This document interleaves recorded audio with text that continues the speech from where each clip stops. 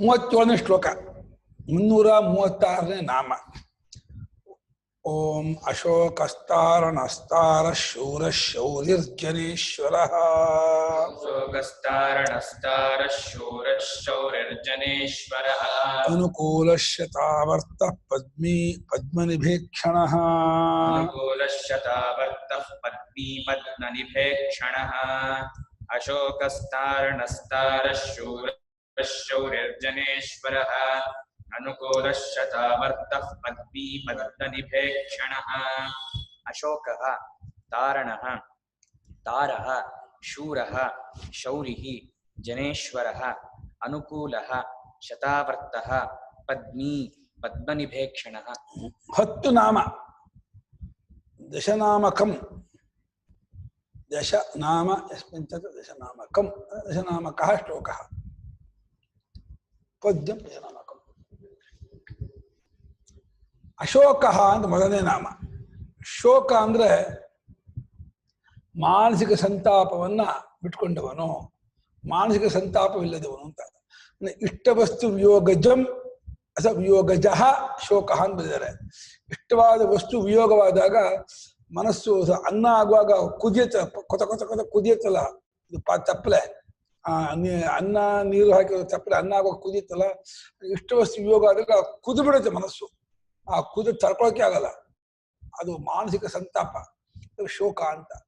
ಆ ಪರಮಾತ್ಮನಿಗೆ ಇಷ್ಟ ವಸ್ತು ವಿಯೋಗ ಅನ್ನೋ ಪ್ರಶ್ನೆಗೂ ಅರ್ಥ ಇಲ್ಲ, ಅನಿಷ್ಟ ವಸ್ತು ಸಂಯೋಗಕ್ಕೂ ಅರ್ಥ ಇಲ್ಲ. ಇಷ್ಟಾನಿಷ್ಟಗಳನ್ನು ಮೀರಿದವನು, ಸಮಸ್ತ ಜಗದಾತ್ಮನು, ವಿಶ್ವಾತ್ಮನು. ಹಾಗಾಗಿಂದ ಅವನಿಗೆ ಯಾವುದು ಹೋಗೋದಾಗಲಿ ಯಾವುದು ಬರೋದಾಗಲಿ ಏನೂ ಆಗಲ್ಲ. ಹಾಗಾಗಿ ಶೋಕರಹಿತನು, ಶೋಕಾತೀತನು ಅಂತ. ಅಶೋಕನಕ್ಕೆ ಅವಿದ್ಯಮಾನ ಶೋಕ ಯಶಸ್ಸಃ ಅಶೋಕ. ಅವನಲ್ಲಿ ಶೋಕವಿಲ್ಲ. ನ ಶೋಕ ಶೋಕ ಅವಿದ್ಯಮಾನ ಶೋಕ ಯಸ್ಮಿನ್ ನ ಶೋಕ ಅಶೋಕ. ಶೋಕವಲ್ಲ ಇಲ್ಲದವರು ನಮ್ಗೆ ಯಾರಿಗೆ ಏನೇ ಶೋಕವಿದ್ರೂ ಕೂಡ ಅವನ ಹತ್ರ ಹೋದ್ರೆ ನಮ್ಮ ಶೋಕ ಎಲ್ಲ ಹೋಗ್ಬಿಡುತ್ತೆ. ಅವನು ಶೋಕವಿಲ್ಲದವನಾದ್ದರಿಂದ ನಮ್ಮಗಳ ಶೋಕವನ್ನು ಕಳೆಯುವಾತನು. ಸ್ವಯಂ ತನ್ನಲ್ಲಿ ಶೋಕವಿಲ್ಲದವನು. ಎರಡು ಅರ್ಥನೂ ಮಾಡ್ಬೋದು. ಅಶೋಕ ಅಂದ್ರೆ ನ ಶೋಕ ಅಶೋಕ ಅಂತ. ಒಂದು ಯಾರಲ್ಲಿ ಶೋಕವಿಲ್ಲವೋ ಅವನು ಅಶೋಕ ಅಂತ ಎರಡು ತಗೋಬಹುದು. ನೈತತ್ ಪುರುಷ ಬಹುರೀಹಿ ಸಮಾಸ.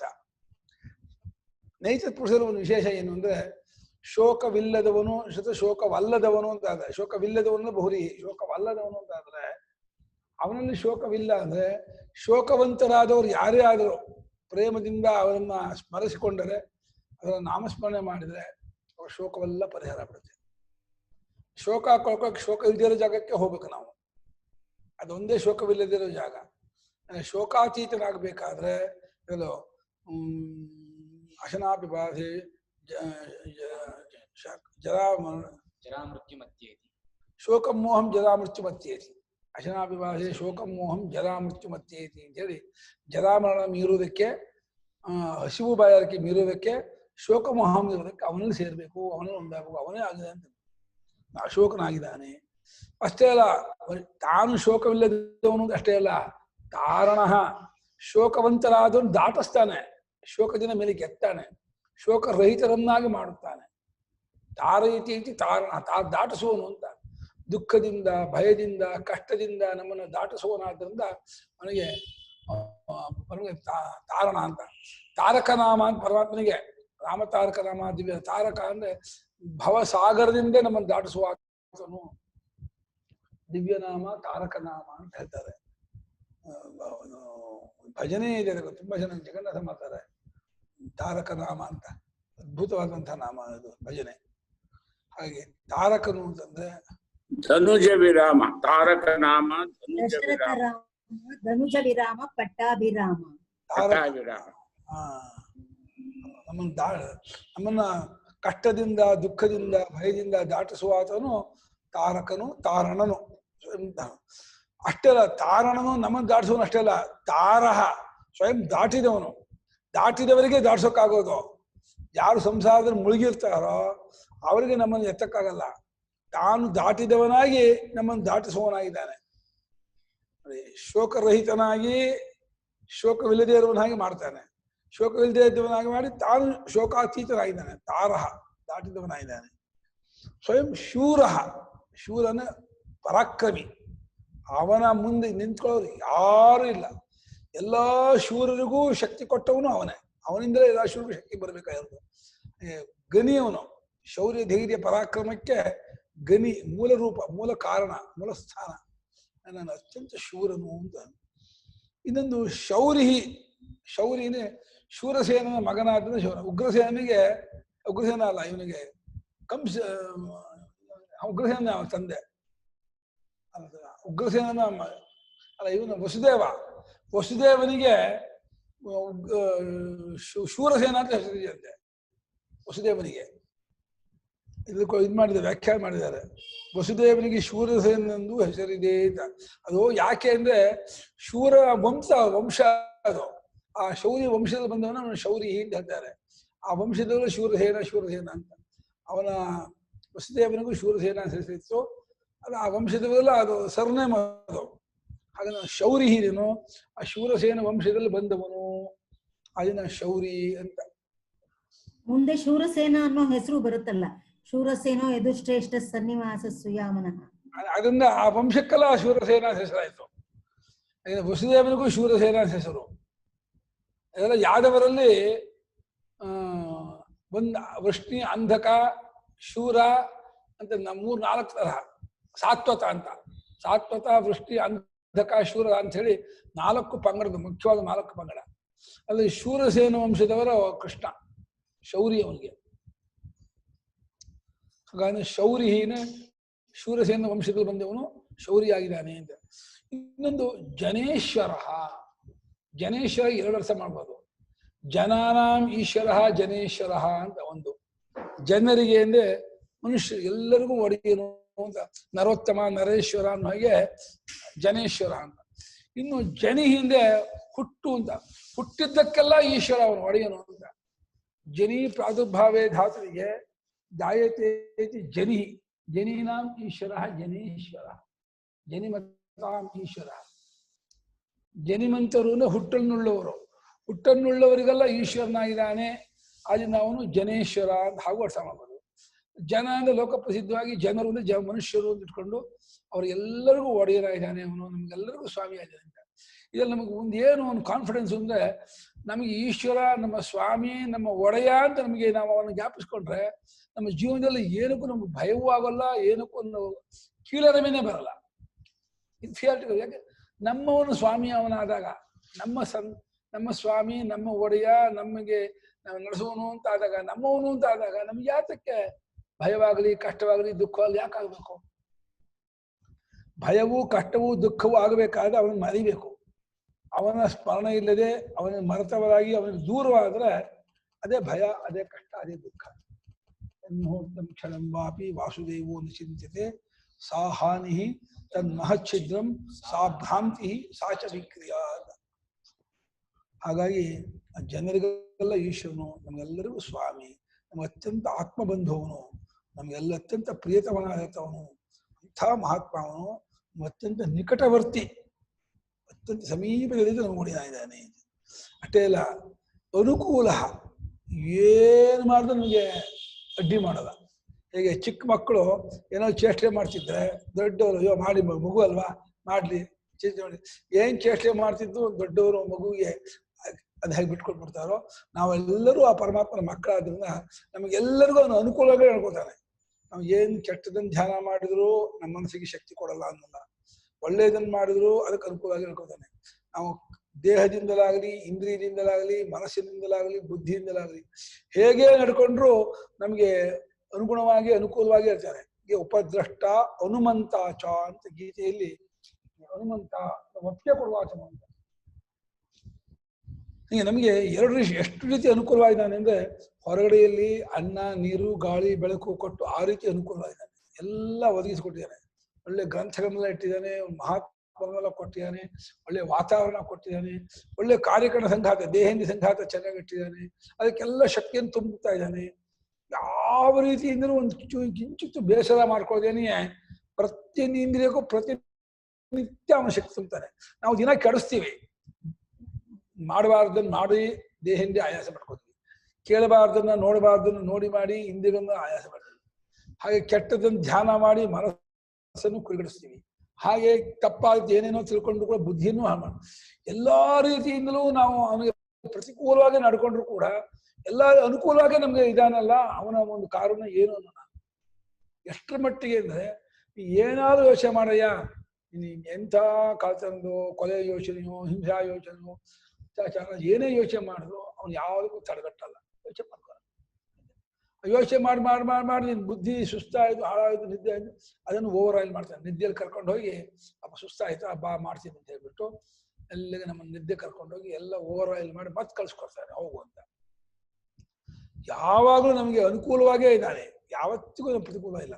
ಪಂಚಭೂತಗಳ ಮೂಲಕ ಅನುಕೂಲ ಮಾಡ್ತಾ ಇದ್ದಾನೆ. ಗಾಳಿ, ಬೆಳಕು, ಆಕಾಶ, ನೀರು ಎಲ್ಲ ಅನುಕೂಲ. ಅನು ಕರೋತಿ ಅನುಕೂಲ, ಅನುಕೂಲ ನಮ್ಮನ್ನು ಅನುಸರಿಸಿಯೇ ನಮ್ಗೆ ಏನ್ ಮಾಡ್ಬೇಕು ಮಾಡ್ತಾ ಇದ್ದಾನೆ. ಅನುಕೂಲವಾಗಿ ಒಪ್ಪಿಗೆಯಾಗಿಯೇ ಹಿತವಾಗಿಯೇ ಇವರಾಗಿದ್ದಾನೆ. ಅದರಿಂದ ಅವನು ಪರಮಾತ್ಮ ಅನುಕೂಲನು ಅಂತ ಬಹಳ ಒಳ್ಳೆ ನಾಮ ಇದು. ಎಷ್ಟು ಹಿತವಾಗಿದ್ದಾನೆ ಅಂದ್ರೆ, ಎಷ್ಟು ನಮ್ಮನ್ನು ಪ್ರೇಮ ಮಾಡ್ತಾ ಇದ್ದಾನೆ ಅಂದ್ರೆ ಅದಕ್ಕೆ ಅವನು ಏನ್ ಮಾಡೋದು ಅವ್ನು ತಡೆಗಟ್ಟಲ್ಲ. ಹೇಗೆ ಮಗು ತಾಯಿ ತೊಳೆದ ಕುಳಿಲಿ, ತಾಯಿನ ಕೂದಿ ಎಳಿಲಿ, ತಾಯಿ ಹೊಳಿಲಿ ಮಾಡಲಿ, ಆದ್ರೂ ತಾಯಿ ಆ ಮಗು ಏನ್ ಮಾಡಿ ಮುದ್ದು ಮಾಡ್ತಾ ಇದೆ ಹೊರತು ಆ ಮಗು ಏನು ಹೇಗೆ ಮಾಡೋದು. ಹಾಗೆ ನಾವು ಎಷ್ಟೆಲ್ಲ ಹೇಗೆಲ್ಲ ನಡ್ಕೊಂಡ್ರು ಕೂಡ ನಮ್ಮ ಜೀವನದಲ್ಲಿ ನಮ್ಗೆ ನಾಚಿಕೆ ಆಗ್ಬೇಕು, ಬೇಜಾರಾಗಬೇಕು.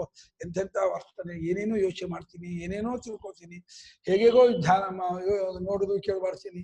ಇಷ್ಟೆಲ್ಲ ಮಾಡಿದ್ರು ಕೂಡ ಪರಮಾತ್ಮ ಯಾವ ರೀತಿಯಿಂದ ನಮಗೆ ಪ್ರತಿಕೂಲವಾಗಿ ನಡ್ಕೊಳ್ತೇನೆ, ನಮ್ಗೆ ಅನುಕೂಲವಾಗಿಯೇ ನಡ್ಕೊಳ್ತಾ ಇದ್ದಾನಲ್ಲ, ಅವನ ಕಾರುಣ್ಯಕ್ಕೆ ಏನಂತ ನಾವು ಹೇಳೋಣ, ಬೆಲೆ ಕಟ್ಟೋಣ.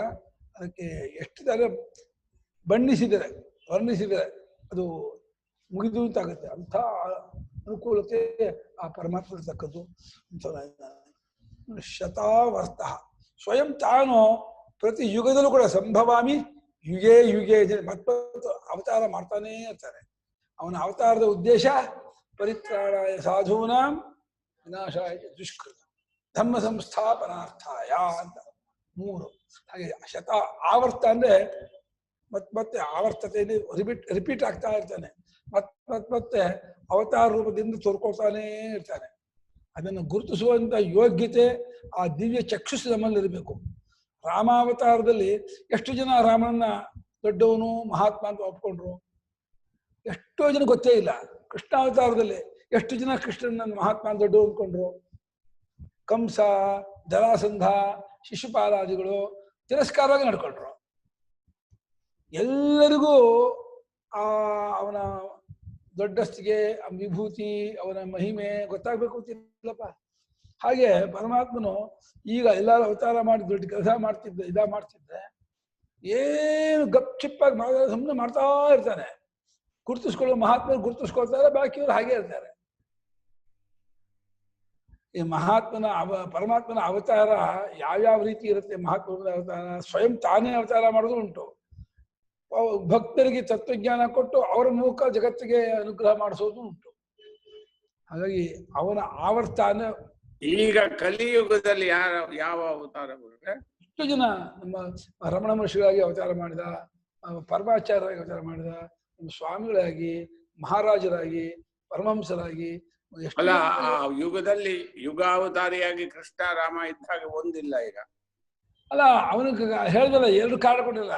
ಪರಿತ್ರಾಣಾಯ ಸಾಧೂನಾಂ ಅಂತ ಇರ್ಬೇಕು. ಸಾಧುಗಳಿದೆ ಅವ್ನು ಬಂದು ಏನ್ ಮಾಡ್ತಾನೆ? ಎಲ್ಲರೂ ದುಷ್ಟರಾಗ್ಬಿಟ್ರೆ ಅವತಾರ ಮಾಡಿದ್ರೆ ಏನ್ ಕೆಲಸ? ಅವಾಗ್ಲೇ ಬರ್ಬೇಕಲ್ಲ. ಅಲ್ಲ, ಅದೇ ಹೇಳ್ದಲ್ಲ, ಸಾಧುಗಳಿದ್ದೇ ಬರ್ತಾನೆ. ಎಲ್ಲರೂ ಅವ್ರಾಗ್ಬಿಟ್ರೆ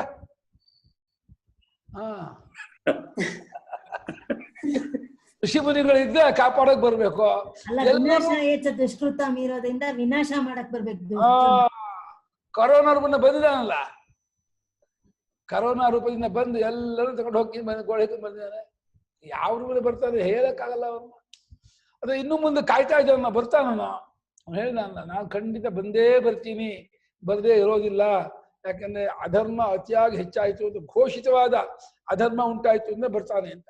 ಈಗ ಏನಾದ್ರೆ ಕದ್ದು ಮುಚ್ಚು ಅನ್ಯಾಯ ಮಾಡೋದು, ಮೋಸ ಮಾಡೋದು, ಕಳ್ತನ ಮಾಡೋದು, ತಪ್ಪು ಮಾಡೋದಕ್ಕೆಲ್ಲ ಅವನು ಇದು ಮಾಡೋದು. ಅದಕ್ಕೆ ಅವರ ಪಾಪವೇ ಶಿಕ್ಷೆ ಕೊಡುತ್ತೆ. ಈ ಸಮಾಜದಲ್ಲೇ ಘೋಷಿತವಾಗಿ ಆಸ್ತಿಯನ್ನು ಲೂಟಿ ಮಾಡೋದು, ಅತ್ಯಾಚಾರ ಮಾಡೋದು, ಅನಾಚಾರ ಮಾಡೋದು, ಹಿಂಸೆ ಮಾಡೋದು, ಇದು ತೀರಾ ಬೆಳ್ಕೊಂಡ್ಬಿಡ್ತು ಅಂತಂದ್ರೆ ಬಂದೇ ಬರ್ತಾನೆ, ಬಿಡಲ್ಲಪ್ಪ ಅವನು, ಯಾವ ಕಾರಣಕ್ಕೂ ಬಿಡಲ್ಲ. ಯಾಕಂದ್ರೆ ಅವಂದೇ ಮನೆ ಇದು. ನಮ್ಮನೇನ ಬಾಡಿಗೆ ಕೊಟ್ಟವ್ರು ಹಾಳು ಮಾಡ್ತಿದ್ದೆ, ನಾವು ಬಿಡ್ತೀವ? ಮುಂಚೆ ಬಂದು ಬಿಡಿಸ್ತೀವಿ, ಹೋಗಯ್ಯ ಅಂತ. ಬಿಡಲ್ಲ ಅಂದ್ರೆ ಪೊಲೀಸ್ ಕಳಿಸ್ಬಿಡ್ತೀವಿ, ಎಲ್ಲ ಮಾಡಿಯೇ ಮಾಡ್ತೀವಿ. ಅದೇ ಈ ಜಗತ್ತೇ ಅವನ ಮನೆ ಆದಾಗ ಈ ಅವನ ಮನೆಯಲ್ಲಿ ಅನ್ಯಾಯ, ಅತ್ಯಾಚಾರ, ಹಿಂಸೆ, ಕೊಲೆ ನಡೀತಾ ಇದೆ ಅಂದ್ರೆ ಅವನು ಸಹಿಸ್ಕೊಳ್ತಾನ? ಏಮ ಸಹಿಸ್ಕೊಳ್ಳಲ್ಲ, ಮಾಡಿಯೇ ಮಾಡ್ತಾನೆ, ಶಿಕ್ಷೆ ಕೊಟ್ಟೆ ಕೊಡ್ತಾನೆ, ಬಿಡಲ್ಲ ಅವನು. ಶತಂ ಆವರ್ತತೆ ಶತಾವರ್ತ, 3 ಅಂದ್ರೆ 99 100 ಅಲ್ಲ, ಅನೇಕ ಸಲ ಅವನು ಅವತಾರ ಮಾಡ್ತಾನೆ ಇರ್ತಾನೆ ಅಂತ ಶತಾವರ್ತ. ಪದ್ಮಿ ಅನ್ನೋಕ್ಕೆ 2 ಅರ್ಥ. ಕೈಯಲ್ಲಿ ಕಮಲವನ್ನು ಇಟ್ಕೊಂಡವನು ಒಂದು ಅರ್ಥ ಮಾಡ್ಬೋದು, ಪದ್ಮ ಉಳ್ಳವನು ಅಂತ. ಅಥವಾ ನಾಭಿಯಲ್ಲಿ ಹೊಕ್ಕದ ಪದ್ಮವನ್ನು ಉಳ್ಳವನು ಅಂತ ಅರ್ಥ ಮಾಡ್ಬೋದು. ಪದ್ಮ ಉಳ್ಳವನು ಅಂತ. ಪದ್ಮ ಅಸ್ಯ ಅಸ್ತಿ ಇತಿ ಪದ್ಮಿ. ಪದ್ಮ ಯಾವ ಲಿಂಗ? ಪದ್ಮಿ ಸ್ತ್ರೀಲಿಂಗನ. ఎందుకు పుల్లింగం ఇది కదా, ఎందుకు స్త్రీలింగ చెప్తా? నారాయణ విషయం కదా, పుల్లింగప్ప ಇದು ಪದ್ಮಿ ಶಬ್ದ.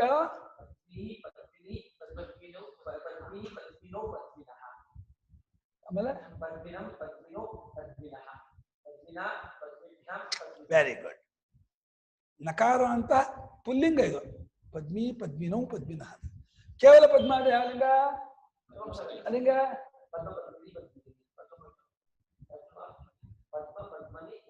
ಪದ್ಮಿನಿ ಪದ್ಮಿನಿ ಪದ ಪದ್ಮ ಪದ್ಮನಿ ಪದ್ಮನಿ ಪದ್ಮಾನಿ.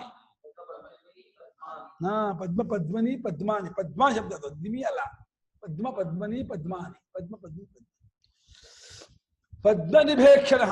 ನಿಭ ಅಂದ್ರೆ ಹೋಲುವನು, ಪದ್ಮ ಅಂದ್ರೆ ಕಮಲಕ್ಕೆ ಹೋಲುವಂತಹ ಕಣ್ಣುಳ್ಳವನು ಅಂತ. ಅದು ಮಹಾಪುರುಷನ ಲಕ್ಷಣವಂತೆ.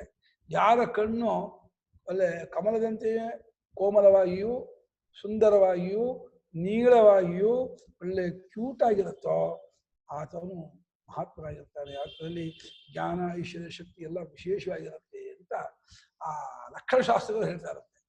ಆ ಪರಮಾತ್ಮನಲ್ಲಿ ಪ್ರತಿಯೊಂದು ಅವಯವದಲ್ಲೂ ಪರಿಪೂರ್ಣ ಲಕ್ಷಣಶಾಸ್ತ್ರದ ಒಂದು ಇದಿತ್ತು ಅಂತ. ಶಂಖಚಕ್ರ ಚಿಹ್ನೆ ಇತ್ತು ಕೈಯಲ್ಲಿ, ಸಮವಿಭಕ್ತಾಂಗ. ನಾವು ರಾಮನ ವರ್ಣನೆ ಮಾಡುವಾಗ ಯಾವ್ಯಾವ ಅಂಗ ಎಷ್ಟೆಷ್ಟು ಉದ್ದ, ಎಷ್ಟೆಷ್ಟು ಅಗಲ, ಎಷ್ಟು ದಪ್ಪ, ಎಷ್ಟು ಶಕ್ತಿಯಿಂದ ಹೇಗಿರ್ಬೇಕು ಅಂತ ಕರೆಕ್ಟ್ ಆಗಿತ್ತಂತೆ. 100%. ನಮ್ಮಲ್ಲಿ ಏನಾಗುತ್ತೆ, ಕೆಲವರಿಗೆ ಸ್ವಲ್ಪ ಮೂಗು ಸೊಟ್ಟಾಗಿರುತ್ತೆ, ಮೂಗು ದಪ್ಪ ಕೊಬ್ಬರಿ ಮೂಗಾಗಿರುತ್ತೆ, ಇಲ್ಲ ಬೆರಳು ಏನೋ ಸೊಟ್ಟಾಗಿರುತ್ತೆ, ಇಲ್ಲ ಇನ್ನೇನೋ ಕತ್ ಸೊಟ್ಟಾಗಿರುತ್ತೆ, ಇನ್ನೇನೋ ದೇಹದ ಬಣ್ಣ ಇನ್ನೇನೋ ಆಗಿರುತ್ತೆ, ಇಲ್ಲ ಗೂನು ಭಿನ್ನಾಗಿರುತ್ತೆ, ಕಾಲು ಸೊಟ್ಟಾಗಿರುತ್ತೆ. ಒಂದಲ್ಲ ಒಂದರಗಳ ಇದೇ ಇರುತ್ತೆ. ನಮ್ದು ಕರ್ಮ ನಿಮಿತ್ತ ಹುಟ್ಟುವರಾದ್ರಿಂದ ಆ ಕರ್ಮಾನುಸಾರವಾಗಿ ದೇಹವಾಯುದಲ್ಲಿ ಏನೇನೋ ವ್ಯತ್ಯಾಸ ಇರುತ್ತೆ. ಆದರೆ ಪರಮಾತ್ಮ ಇಚ್ಛಾ ಮಾತ್ರ ಶರೀರದವನಾದ್ರಿಂದ ವೈಷ್ಣವೀಂ ಸ್ವಾಂ ಮಾಯಾಂ ಮೂಲ ಪ್ರಕೃತಿಂ ವಶೀಕೃತ್ಯ ಅಜಃ ಅವ್ಯಯ ಭೂತಾನಾಂ ಈಶ್ವರ ನಿತ್ಯ ಶುದ್ಧ ಬುದ್ಧ ಮುಕ್ತ ಸ್ವಭಾವೋಪಿ ಸನ್ ಸ್ವಮಾಯಯ ದೇಹವಾನಿವ ಜಾತ ಇವ ಚ ಲೋಕಾನುಗ್ರಹ ಕುರುನ್ ಲಕ್ಷ್ಯತೆ ಸ್ವಪ್ರಯೋಜನಾಭಾವೇಪಿ ಭೂತಾನು ಜಿಘೃಕ್ಷಯ ವೈದಿಕಂ ಧರ್ಮದ್ವಯಂ ಅರ್ಜುನಾಯ ಶೋಕಮೋಹ ಮಹೋದದು ನಿಮಗ್ನಾಯ ಉಪದಿದೇಶ ಗುಣಾಧಿಕೈರ್ಗೃಹೀತೋ ಧರ್ಮಃ ಅನುಷ್ಠೀಯಮಾನಶ್ಚ ಪ್ರತ್ಯಂಗಮಿಷ್ಯತಿ ತಂ ಧರ್ಮಂ ಯಥಾ ಭಗವತೋಪದಿಷ್ಟಂ ಸರ್ವಜ್ಞೋ ಭಗವಾನ್ ವೇದವ್ಯಾಸಃ ಗೀತಾಖ್ಯೈಃ ಸಪ್ತಭಿಶ್ಲೋಕಶತೈಃ ಉಪನಿಬಬಂಧ. ಎಲ್ಲಿದೆಯೋ ಗೀತಾ ಭಾಷ್ಯದ ಇಂಟ್ರೊಡಕ್ಷನ್. ಉಪೋದ್ಘಾತ ಕಿಂಚಿತ್ ಉಪೋದ್ಧನ್ಮ ಅಂತ. ಆ ಭಾಷ್ಯ ಒಂದು ಗಂಗೆ ಮಾದು, ಭಾಷ್ಯ ತರಂಗ ಅದು. ಆ ಗಂಗೆ ಅದು ಹೇಳ್ತಾ ಇದ್ದ ಏನ್ ಖುಷಿ ಆಗುತ್ತೆ ಅಂದ್ರೆ, ಏನೋ ಒಂದು ಆಪಾದತಲ ಒಂದು ನಾಡಿನ ಒಂದು ಸಂಚಾರನೇ ಮಾಡ್ಬಿಡ್ತದೆ, ಏನೋ ಒಂದು ವಿದ್ಯುತ್ ಸಂಚಾರದಂಗ ಭಾಷ್ಯದ ಶಕ್ತಿ ಇದೆ. ಯಾವುದರಲ್ಲಿ ಗುರುಗಳೇ ಇದು? ಭಗವದ್ಗೀತಾ ಭಾಷ್ಯ. ಭಗವದ್ಗೀತಾ ಎಲ್ಲೋ ಕೇಳ್ದಾಗಿದೆ ಅಷ್ಟೇ. ಹೌದೇ. ಸ ಭಗವಾನ್ ಸೃಷ್ಟೇದಂ ಜಗತ್ ಪ್ರವೃತ್ತಿ ಲಕ್ಷಣಂ ಧರ್ಮಂಗ್ರಾಹಯಾಮಾಸ ವೇದೋಕ್ತಂ ತಥೋನ್ಯಾಶ್ಚ ಸನಕಸನಂದರಾಣಿ ನಿವೃತ್ತಿ ಲಕ್ಷಣಂ ಜ್ಞಾನವೈರಾಗ್ಯ ಲಕ್ಷಣಂ ಧರ್ಮಂಗ್ರಾಹಯಾಮಾಸ ದ್ವಿವಿಧೋ ಹಿ ವೇದೋತ್ವ ಲಕ್ಷಣೋ ಧರ್ಮ ಪ್ರವೃತ್ತಿ ಲಕ್ಷಣೋ ನಿವೃತ್ತಿ ಲಕ್ಷಣಶ್ಚ ಜಗತಸ್ಥಿತಿ ಕಾರಣಂ. ಅದ್ಭುತ. ಶತಾವರ್ತ. ಪದ್ಮಿ ಪದ್ಮನಿಭೇಕ್ಷಣ, ಕಮಲದಂತೆ ಕಣ್ಣುಳ್ಳವನು. ಅವನನ್ನು ನೋಡ್ತಾ ಇದ್ದೆ ಆ ಗೋಪಿಕಾ ಬಾಯಿ ಕೇಳಬೇಕು ಕೃಷ್ಣನ ವರ್ಣನೆಯ. ಏನ್ ಅಂತಂದ್ರೆ ಆ ಪರಮಾತ್ಮ ಕೃಷ್ಣ ನಿನ್ನ ನೋಡ್ತಾ ಇರುವಂತ ನಮ್ಮ ಕಣ್ಣಿಗೆ ಆ ರಪ್ಪೆ ಬೇಕಪ್ಪ. ಜಡ ಉದೀಖ್ಯತಾಂ ತ್ವಾಮವೇಖ್ಯ ಏನು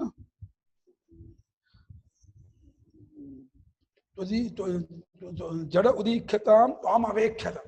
ನೀವು ನಿಮ್ಮನ್ನ ನೋಡ್ತಿರುವಂತಹ ನಮಗೆ ಕಣ್ಣಿಗೆ ಒಂದು ರಪ್ಪೆ ಕೊಟ್ಟನಲ್ಲ ಆ ಬ್ರಹ್ಮ ಅದ್ದವನು ದಡ್ಡವನು. ನಮ್ಗೆ ಯಾಕೆ ನಮ್ಗೆ ರಪ್ಪೆ ಬೇಡ, ಕಿತ್ಕೊಂಡೋಗ್ಲಿ. ನಮ್ ರಪ್ಪೆ ಮುಚ್ಚಿಬಿಟ್ರೆ ಒಂದು ಸೆಕೆಂಡಿನ ಒಂದು 5ನೇ ಒಂದು ಭಾಗ 6ನೇ ಒಂದು ಭಾಗ ಕಾಣಲ್ವಲ್ಲ, ಬೇಡ. ಅದು 1 ಸೆಕೆಂಡಿನ 100ನೇ ಒಂದು ಭಾಗ ಕಷ್ಟ ಕಾಣದೇ ಇರೋಂಗೆ ಆಗ್ಬೇಕು. ಹಾಗಾಗಿ ರಪ್ಪೆ ಬೇಡ. ರಪ್ಪೆ ಇದೆ ಮುಚ್ಕೊಂಡ್ಬಿಡುತ್ತೆ ದರಿದ್ದದು. ಅದೇನ ರಪ್ಪೆ ಕೊಟ್ಟಲ್ಲ ಕೃಷ್ಣ. ಬ್ರಹ್ಮ ಅವನಿಗೆ ಬುದ್ಧಿ ಇಲ್ಲ ಅಂತ ಕಾಣುತ್ತೆ, ಅವ್ನ ತಲೆ ಇಲ್ಲ ಅಂತ ಕಾಣುತ್ತೆ. ನಿಮ್ಗೆ ಯಾಕೆ ರಪ್ಪೆ ಬೇಕು, ತಗೊಂಡೋಗ್ಲಿ ಒಂದು ರಪ್ಪೆ ಅಂತ ಆ ರೀತಿ ಬೈತಾ ಇದ್ದಾರೆ. ಜಡ ಜಡ ಅವನು. ಜಡ ಅಂದ್ರೆ ದಡ್ಡ ಪೆದ್ದ. ಗೊತ್ತಿಲ್ಲ ಯಾರಿಗೆ ರಪ್ಪೆ ಕೊಡ್ಬೇಕು, ಯಾರು ರಪ್ಪೆ ಕೊಡ್ಬಾರ್ದು. ನಿನ್ನ ನೋಡದೇ ಇರುವಂತ ಲೋಕ ಅಂತ ಬೇರೆ ಅವ್ರಿಗೆ ಕೊಟ್ಕೋ ಆ ರಪ್ಪೆನ. ನಮ್ಗೆ ಯಾತಕ್ ಬೇಕು ನಿನ್ನ ರಪ್ಪೆ ತಗೊಂಡು? ಬೇಡ. ನಮ್ಗೆ ಯಾವಾಗ ಕೃಷ್ಣನಲ್ಲಿ ನೆಟ್ಟ ದೃಷ್ಟಿ ಉಳ್ಳವರಾಗಿ ಪರಿಪೂರ್ಣವುಳ್ಳವರಾಗಿ ಏನು ಅವ್ರು ಹೇಳ್ತಾರೆ, ಕೃಷ್ಣ ನಿನ್ನ ಯಾವ ಅಂಗವನ್ನು ತಾನೇ ಅಂತ ಹೇಳಿ ನಿನ್ನ ತಲೆಗೂದು ಗುಂಗುರು ಕೂತಾದ ಅದೇ ಒಂದು ಸೌಂದರ್ಯ ಮಾರಾಯ. ಸ್ವಲ್ಪ ರೆಡ್ಡಿಶ್ ಇತ್ತಂತೆ. ಆ ರೆಡ್ಡಿಶ್ ಇದ್ದಂತಹ ಆ ಕೂದಲ ಮೇಲೆ ಸಂಜೆ ಹೊತ್ತು ಕೃಷ್ಣ ಬರ್ಬೇಕಾದ್ರೆ ಆ ಗೋಧೂಳಿಯ ಧೂಳು ಸ್ವಲ್ಪ ಲೇಸಾಗದು ಇದ್ದಿತ್ತು, ಅದ್ರ ಮೇಲೆ ಅಂಟ್ಕೊಳ್ತಿತ್ತು. ಅದ್ಮೇಲೆ ಸೂರ್ಯನ ಕಿರಣ ಸರಿಯಾಗಿ ಪಶ್ಚಿಮದಿಂದ ಬೀಳ್ತಾ ಇದ್ರೆ ಏನ್ ಕಾಂತಿ ಇತ್ತಂದ್ರೆ ಆ ತಲೆ ಕೂದಲಲ್ಲಿ ಆ ಇವರಿಗೆ ಗೋಪಿಕಾ ಬೀಳ ತರ್ಚ್ಕೊಳ್ತಿದ್ದಂತೆ. ಕೃಷ್ಣ ನೋಡ್ತಾ ಇದ್ರೆ ತಡ್ಕೊಳಕ್ಕೆ ಆಗ್ತಿರುತ್ತೆ. ಏನಿದು ಪುಂಸಾಮೋಹನ ರೂಪಾಯ ಪುಣ್ಯಶ್ಲೋಕಾಯ ಮಂಗಳಂ ಅಂತ ನಖಶಿಖ ಪರ್ಯಂತ ಸೌಂದರ್ಯದ ಇದು ಲಾವಣ್ಯ, ಸೌಂದರ್ಯದ ಗನಿ ಕೃಷ್ಣ ಅಂದ್ರೆ. ಅಯ್ಯೋ ಅಂಥ ಮೂರ್ತಿ. ಬ್ರಹ್ಮನಿಗೂ ಅಂತ ಇದನ್ನು ಸೃಷ್ಟಿ ಮಾಡಕ್ಕಾಗಲ್ಲ, ಅದು ಪರಮಾತ್ಮನೇ ತಗೋಬೇಕು ಆ ರೂಪವನ್ನ. ಅಂಥ ಮಹಾನುಭಾವ ಪದ್ಮನಿಭೀಕ್ಷಣ. ಕಮಲದಂತೆಯೇ ಕಣ್ಣುಳ್ಳವನು, ಬಹಳ ಸುಂದರವಾದಂತಹ ಕಣ್ಣುಳ್ಳವನು. ಅವನ ಕಣ್ಣಿಂದ ಒಂದ್ಸಲ ನೋಡ್ಸ್ಕೊಂಡ್ಬಿಟ್ರು ಅಂದ್ರೆ ಎಲ್ಲರೂ ಬೋಲ್ಡು. ಇನ್ ಕೃಷ್ಣ ನೋಟಕ್ಕೆ ಸಿಕ್ಕಾಕೊಂಡವರು ಇನ್ ಮನೆಗೂ ಹೋಗಕ್ಕಾಗಲ್ಲ, ಇನ್ನು ಅಲ್ಲಾಡಕ್ಕೂ ಆಗಲ್ಲ, ಕೃಷ್ಣ ಬಿಟ್ಟು ಹೋಗೋಕ್ಕಾಗಲ್ಲ. ಅಂಥ ನೋಟ ಕೃಷ್ಣ ನೋಟ ಅಂದ್ರೆ ಅಂಥ ಪ್ರೇಮಮಯವಾದ, ಅಂಥ ಶಾಂತಮಯವಾದ, ಅಂಥ ಅತ್ಯಂತ ಸರ್ವಾತ್ಮ ಭಾವವನ್ನು ಬೀರುತ್ತಿರುವಂತಹ ದೃಷ್ಟಿ ಆ ಪರಮಾತ್ಮ ದೃಷ್ಟಿ. ಅಂಥ ಕಣ್ಣು ನಿಂದು ಅಂಥವನಾಗಿದೆಯಾ ನೀನು. ಅಷ್ಟೇ ಅಲ್ಲ, ಪದ್ಮನಾಭೋರವಿಂದಾಕ್ಷ ಪದ್ಮಗರ್ಭ ಶರೀರಭೃತ್ ಮಹರ್ಧರ್ವೃದ್ಧೋ ವೃದ್ಧಾತ್ಮ ಮಹಾಕ್ಷೋ ಗರುಡಧ್ವಜಃ ಪದ್ಮನಾಭೋರವಿಂದಾಕ್ಷ ಪದ್ಮಗರ್ಭ ಶರೀರಭೃತ್ ಮಹರ್ಧರ್ವೃದ್ಧೋ ವೃದ್ಧಾತ್ಮ ಮಹಾಕ್ಷೋ ಗರುಡಧ್ವಜಃ. ಪದ್ಮನಾಭಃ ಅರವಿಂದಾಕ್ಷಃ ಪದ್ಮಗರ್ಭಃ ಶರೀರಭೃತ್ ಮಹರ್ಧಿಃ ವೃದ್ಧಃ ವೃದ್ಧಾತ್ಮ ಮಹಾಕ್ಷಃ ಗರುಡಧ್ವಜಃ. ಎಷ್ಟು ನಾಮ? 9 ಅಲ್ವಾ? 9 ನಾಮ. 9 ಅದಂಗೆ 10 ಮಾಡ್ಬಿಟ್ಟೆ ನೀನು. 9 10 ಹಂಗ ಅಲ್ಲೇ ಓಡಾಡ್ತಾ ಇರ್ತೇವೆ ಪ್ರತಿ ಶ್ಲೋಕ ಹೋಗುವ.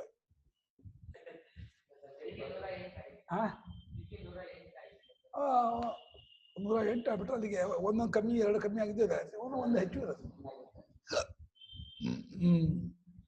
ಪದ್ಮನಾಭೌ ಯಸ್ಯ ಸಹ ಪದ್ಮನಾಭ.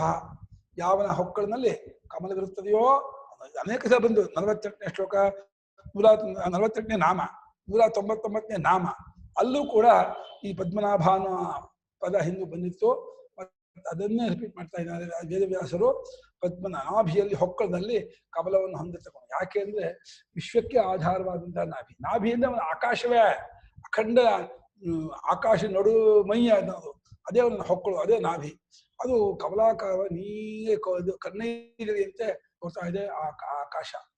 ಅದ್ಭುತವಾದಂತಹ ಆಕಾಶ, ತಿಳಿಯಾದ ಆಕಾಶ ನೈಜರಿಯಂತೆ ತೋರ್ತಾ ಇದೆಯಲ್ಲ, ಅದೇ ಅದು ಪದ್ಮ, ಅದೇ ಕಮಲ.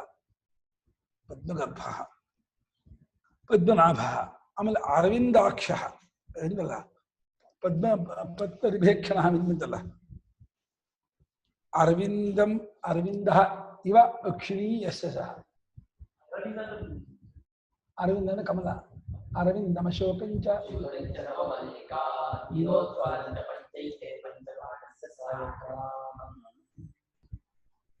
ತಾವರೆಗೂ ಕಮಲಕ್ಕೂ ಏನ್ ವ್ಯತ್ಯಾಸ ಗುರುಗಳೇ? ಅದಕ್ಕೆ ತಾವರೆಗೂ ಕಮಲಕ್ಕೂ ಅಲ್ಲ, ತಾವರೆ ಹೂ ಅಂತ ಹೇಳ್ತಾರೆ. ತಾವರೆ ಹೂ ಕನ್ನಡದಲ್ಲಿ ಬಂದ, ಸಂಸ್ಕೃತ ತಾವರೆ ಹೂ ಅಂತಿಲ್ಲ. ಕನ್ನಡದಲ್ಲಿ ತಾವರೆ ಅನ್ನೋದು, ಕಮಲ ಅಂತ ಸಂಸ್ಕೃತ ತಾವರೆ ಒಂದೇ. ಒಂದೇ ಕನ್ನಡದಲ್ಲಿ ತಾವರೆ ಅಂತಾರೆ. ಕನ್ನೈದಲೆ ಬೇರೆ. ಕನ್ನೈದಲೆ ಅಂದ್ರೆ ಇಂದು ಕುಮುದ ಬಾಂಧವ. ಇದು ಇದು ಏನಂದ್ರೆ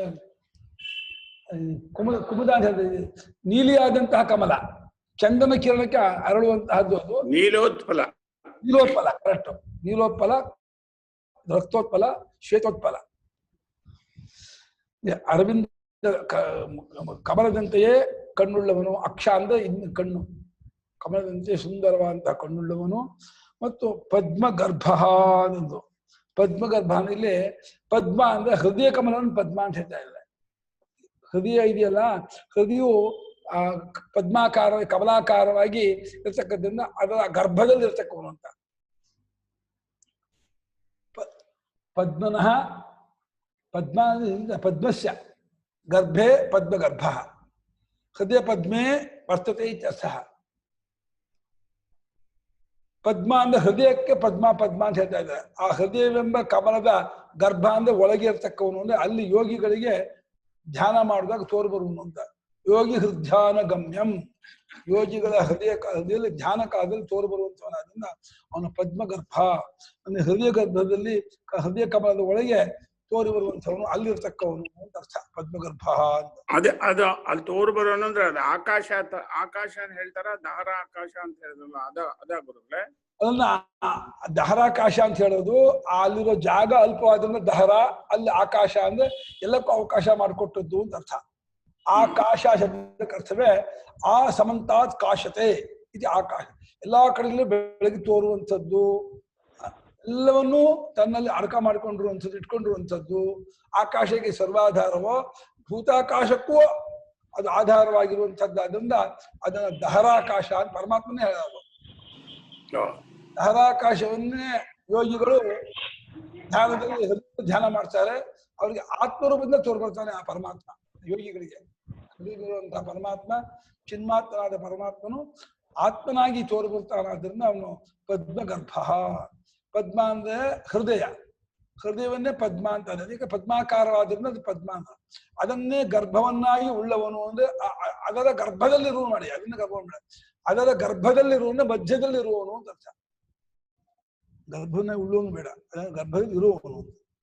ಇನ್ನು ಸ್ವತಃ ಅವನು ಶರೀರ ರಹಿತನಾದ ಕೂಡ ಎಲ್ಲಾ ಶರೀರನ ಹೊತ್ಕೊಂಡವನು ಅವನೇ.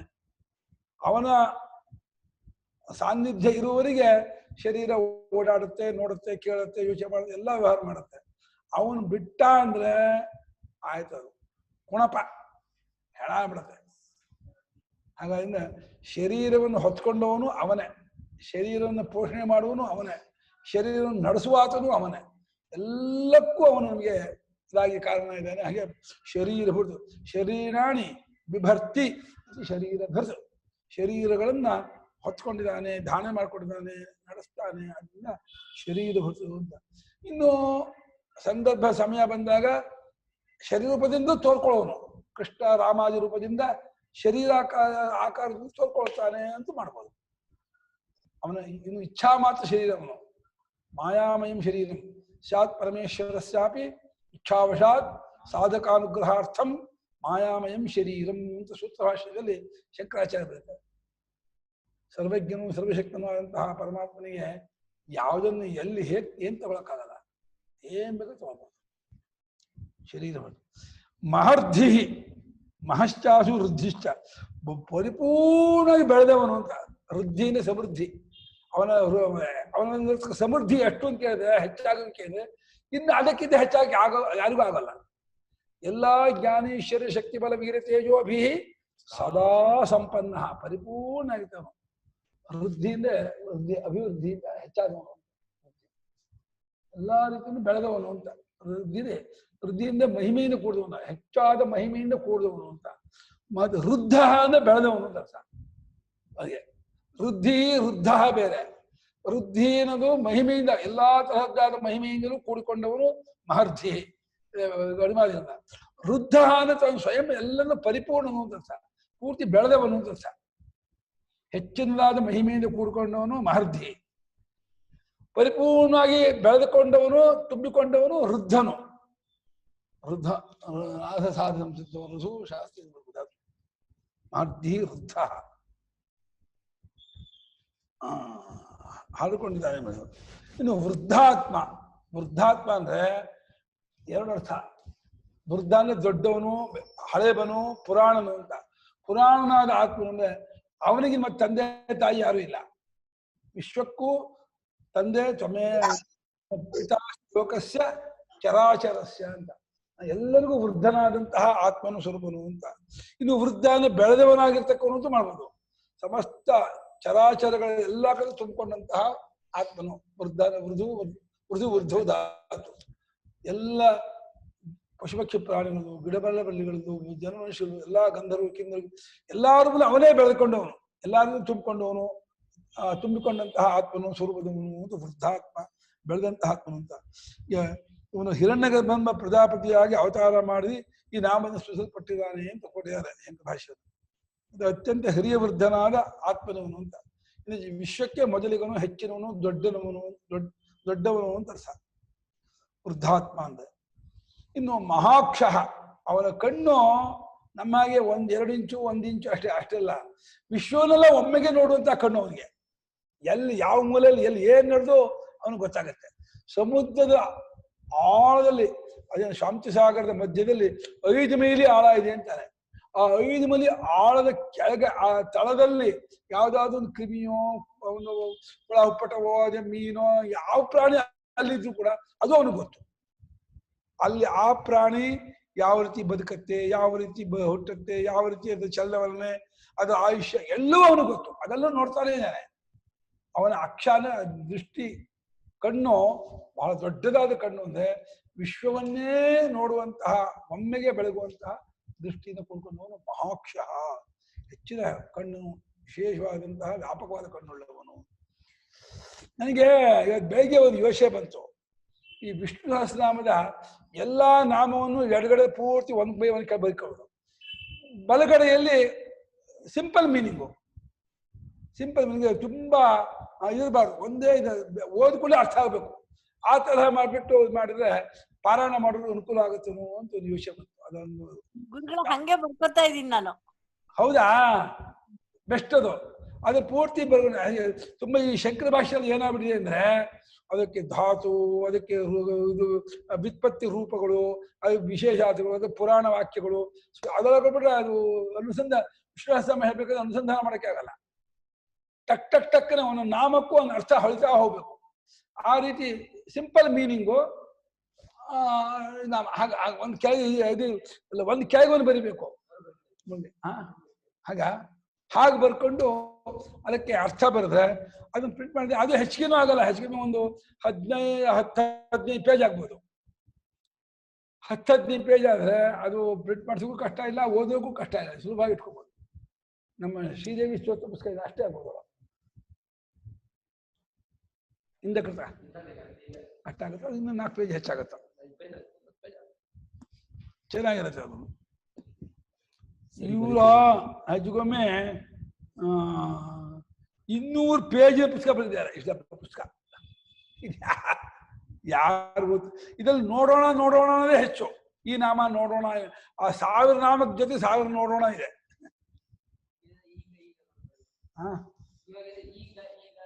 ಈಗ ನೋಡೋಣ, ಈಗ ನೋಡೋಣ, ಈ ನಾಮವನ್ನು ನೋಡೋಣ. ಅದು ಈ ಉಪಾಧ್ಯಾಯರ ಮಂತ್ರಕ್ಕಿಂತ ಉಗುಳೋದು ಹೆಚ್ಚು, ಹಿಂಗೆ ನಾಮಕ್ಕಿಂತ ಇದೇ ಹೆಚ್ಚಾಗುತ್ತೆ. ತುಂಬಾ ಬೇಡದೆ ಆಗಿದೆ. ವಿಷ್ಣು ಸಹಸ್ರನಾಮ ನೋಡೋಣ. ನೋಡೋಣ, ಈಗ ಈ ನಾಮವನ್ನು ನೋಡೋಣ.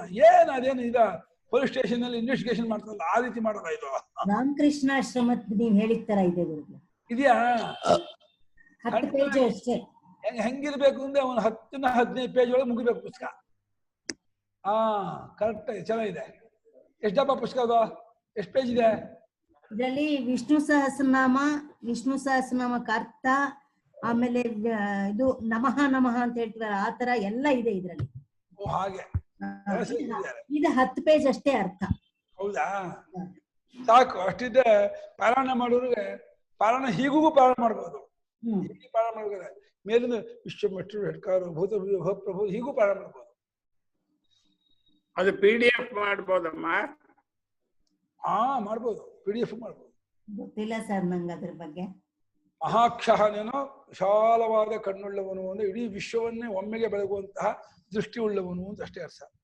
ಇದು ಗರುಡ ಧ್ವಜ, ಅವನು ಗರುಡ ವಾಹನನಾಗಿದ್ದಾನೆ ಅಂತ. ಯಾಕೆಂದ್ರೆ ಮತ್ತೆ ಅದಕ್ಕೆ ಪೆಟ್ರೋಲ್ ಹಾಕಿಸ್ಬೇಕು, ಡೀಸೆಲ್ ಹಾಕಿಸ್ಬೇಕು, ಮತ್ತೆ ಇದಕ್ಕೆ ಕೊಡ್ಬೇಕು, ಮೆಕ್ಯಾನಿಕ್ ಇದಕ್ಕೆ ಕರ್ಕೊಂಡು, ಅದೆಲ್ಲ ಏನು ಬರಬಾರ್ದು ಅಂತೇಳಿ ಒಂದು ಚೇತನವಾಗಿರ್ತಕ್ಕಂಥ ಇದಕ್ಕೆ ಕೊಟ್ಟ. ಅವನಿಗೂ ಅನುಗ್ರಹ ಮಾಡ್ಬೇಕಲ್ಲ, ಆ ಗರುಡನಿಗೆ ಅನುಗ್ರಹ ಮಾಡ. ಅವನಿಗೆ ನಾನು ವಿಷ್ಣುವನ್ನು ಹೊತ್ಕೊಂಡು ಹೋಗ್ತಾ ಇದ್ದೀನಿ ಅಂತ ನನಗೆ ಎಷ್ಟು ಹೆಮ್ಮೆ ಆಗ್ಬೇಡ, ಏನು ಆನಂದ ಆಗ್ಬೇಡ. ಅವನಿಗೆ ನಾನು ನಾರಾಯಣನ ಹೊತ್ಕೊಂಡು ತಿರುಗಾಡ್ತಾ ಇರುವಂಥವನು ಅಂತಂದ್ರೆ ನಿಜವಾಗಿ ಜನ್ಮ ಸಾರ್ಥಕವಾಯ್ತು. ಅವನು ನಿಜವಾಗಿ ಆ ಪಕ್ಷಿಗೆ ಅವನನ್ನು ಹೊರುವಂತಹ ಶಕ್ತಿ ಕೊಟ್ಟು, ಅವನೇ ಕೊಡ್ಬೇಕು.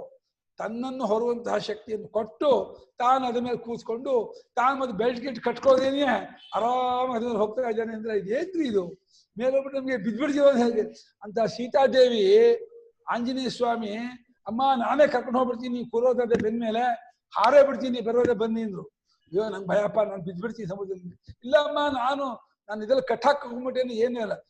ಬೇಡ, ನಾನು ಇನ್ನು ಪುರುಷನ ಬಿಟ್ಟಲ್ಲ, ರಾಮಚಂದ್ರನೇ ಬಂದು ನನ್ನ ಕರ್ಕೊಂಡು ಹೋಗ್ಬೇಕು, ನಂಗೆ ಅದು ನನ್ನ ಇದು ಆಗಿತ್ತ ಅಂತ. ಅದು ಖಂಡಿತ ಒಪ್ಕೊಳ್ಳುವಂಥ ಮಾತಮ್ಮ. ನಿಜವಾಗಿಯೂ ನಿಮ್ಮ ಘನತೆಗೆ ಯೋಗ್ಯತಕ್ಕಂತಹ ಮಾತು. ಕೈ ಮುಗಿದು ಬಿಡ್ತಾರೆ. ಸೀತಾದೇವಿಗೆ ನೀವು ಸಮುದ್ರ ಮೇಲೆ ಹಾಕೊಂಡು ಹೋಗ್ಬೇಕಾದ್ರೆ ನಾನು ಬಿದ್ದು ಬಿಟ್ರೆ ಆಂಜನೇಯ ಬೆಳಗ್ಗೆ ಬಿಡ್ತಾನ ಅಂತ ಸಂಜೀವನಿ ಪರ್ವತವನ್ನೇ ಎತ್ಕೊಂಡಂತ ಮಹಾನುಭಾವನಿಗೆ ಸೀತೆ ಯಾವ ಲೆಕ್ಕ?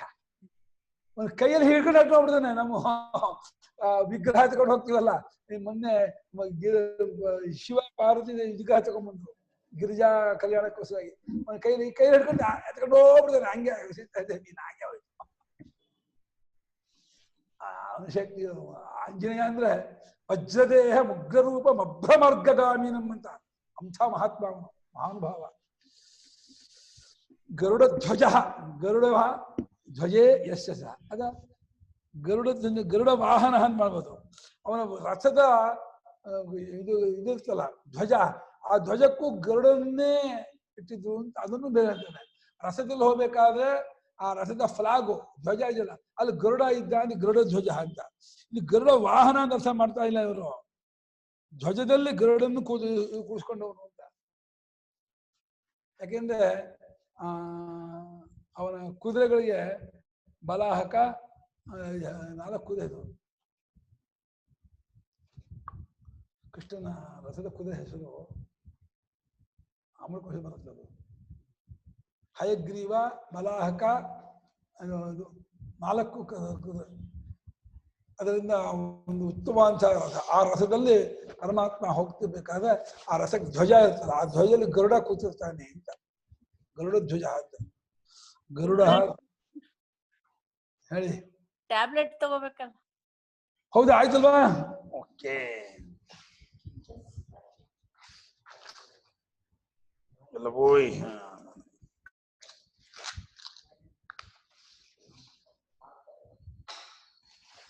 ಮಾತ್ರ ಬಲಂ ಸಾಮಸಂತಾನಃ.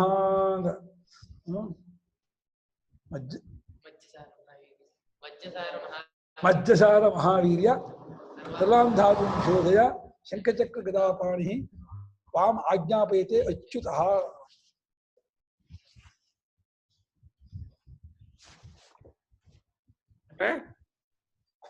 ಈ ಶ್ಲೋಕ ಹೇಳಿ ತಗೋಬೇಕಾ? ಸುಶ್ರುತ ಸಂಹಿತೆಯಲ್ಲಿ ಹೇಳಿದ್ದಾರೆ. ಔಷಧಿ ತಗೋಬೇಕಾದ್ರೆ ಮಜ್ಜಸಾರ ಮಹಾವೀರ್ಯ ಬರ್ಕೊಂಡ್ಬಿಡ್ತೀವಿ. ಎಲ್ಲ ಮಾತ್ರೆಯವರೇ ಇಲ್ಲಿರೋದು. ಮಜ್ಜಸಾರ ಮಹಾವೀರ್ಯ ಸರ್ವಾನ್ ಧಾತೂನ್ ವಿಶೋಧಯ. ಮಜ್ಜಸಾರ ಮಹಾವೀರ್ಯ ಒಂದು ಪಾದ ಅಮ್ಮ ಅದು. ಸರ್ವಾನ್ ಧಾತೂನ್ ವಿಶೋಧಯ. ನನ್ನ ದೇಹದ ಎಲ್ಲಾ ಧಾತುನ್ ಶೋಧನೆ ಮಾಡು. ಶಂಖಚಕ್ರ ಗದಾಪಾಣಿ ತ್ವಾಂ ಆಜ್ಞಾಪಯತೆ ಅಚ್ಯುತಃ. ಶಂಖಚಕ್ರ ಗದಾಪಾಣದ ಅಚ್ಯುತನು ನಿನ್ನನ್ನು ಆಜ್ಞೆ ಮಾಡ್ತಿದ್ದಾನೆ. ನೀನು ದೇಹದಲ್ಲಿ ಹೋಗ್ಬಿಟ್ಟು ಆ ದೇಹದಲ್ಲಿರ್ತಕ್ಕಂಥ ಎಲ್ಲಾ ದೋಷವನ್ನು ಪರಿಹಾರ ಮಾಡಿ ಅವನಿಗೆ ಸ್ವಸ್ಥತೆಯನ್ನು ಉಂಟು ಮಾಡು, ಆರೋಗ್ಯವನ್ನು ಕೊಡು ಅಂತ ಹೇಳಿ ಇದನ್ನು ಹೇಳ್ಕೊಂಡು ಮಾಡಿ ಸರ್ವಧಾತು ಸರ್ವಾನ್ ಧಾತೂನ್ ವಿಶೋಧಯ. ಸರ್ವಾನ್ ಧಾತುನಾ ಸರ್ವಾನ್ ಧಾತೂನ್ ಸರ್ವಾನ್ ಧಾತು ವಿಶೋಧಯ. ನಿಶೋದಯ ಶೋಧನೆ ಮಾಡು ಅಂತ. ನನ್ನ ಕಫ ಹೆಚ್ಚಾಗಿದೆ, ಕಫ ಕಮ್ಮಿ ಮಾಡು. ವಾತ ಹೆಚ್ಚಾಗಿದೆ, ವಾತ ಕಮ್ಮಿ ಮಾಡು. ಪಿತ್ತ ಹೆಚ್ಚಾಗಿದೆ, ಪಿತ್ತ ಕಮ್ಮಿ ಮಾಡು. ಸಮ ಬ್ಯಾಲೆನ್ಸ್ ಆಗಿರೋ ಹಾಗೆ ಮಾಡು. ಬ್ಯಾಲೆನ್ಸ್ ಮಾಡಿ. ಬ್ಯಾಲೆನ್ಸ್ ಆಗೋದು ಬೇಡ. ನಿಶೋದಯ ಸರ್ವಾನ್ ಧಾತೂನ್ ವಿಶೋಧಯ. ಶಂಖಚಕ್ರ ಗದಾಪಾಣಿ. ಶಂಖಚಕ್ರ ಗದಾಪಾಣಿ. ಶಂಖಚಕ್ರ ಗದಾಪಾಣಿ ತ್ವಾಂ ಆಜ್ಞಾಪಯತೆ ಅಚ್ಯುತಃ. ತ್ವಾಂ ಆಜ್ಞಾಪಯತೆ ಆಜ್ಞಾಪನೆ ಮಾಡ್ತಾನೆ, ಆರ್ಡರ್ ಮಾಡ್ತಾ ಇದ್ದಾನೆ. ಅಚ್ಯುತ ನೀನ್ ರೀತಿ ನಡ್ಕೋಬೇಕು, ಔಷಧಿ ಗೊತ್ತಾಯ್ತಾ? ನೀ ದೇಹಕ್ಕೆ ಹೋಗ್ಬಿಟ್ಟು ಏನು ಸೈಡ್ ಎಫೆಕ್ಟ್ ಮಾಡೋ ಹಾಗಿಲ್ಲ, ವಿಪರೀತವಾದ ಫಲ ಕೊಡೋ ಹಾಗಿಲ್ಲ. ಆ ನಾರಾಯಣ ಏನು ಆದೇಶ ಕೊಟ್ಟಿರೋ ಅದರಂತೆ ದೇಹದಲ್ಲಿ ನೀನು ಕೆಲಸ ಮಾಡಬೇಕು ಅಂತ ಹೇಳಿ. ಆಮೇಲೆ ಇವರು ಸುಶ್ರುತ ಸಂಹಿತೆಯಲ್ಲಿ ಔಷಧಿ ಮೇಲೆ ಮಂತ್ರ ಹೇಳ್ಕೊಳ್ಳಿ ಅಂತ ಹೇಳ್ತಾರೆ.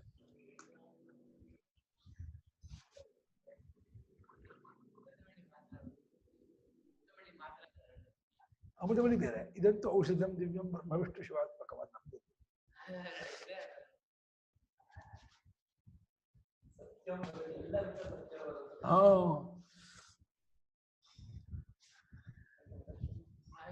ಇದು ಎಲ್ಲಿದೆ ಗುರುಗಳೇ?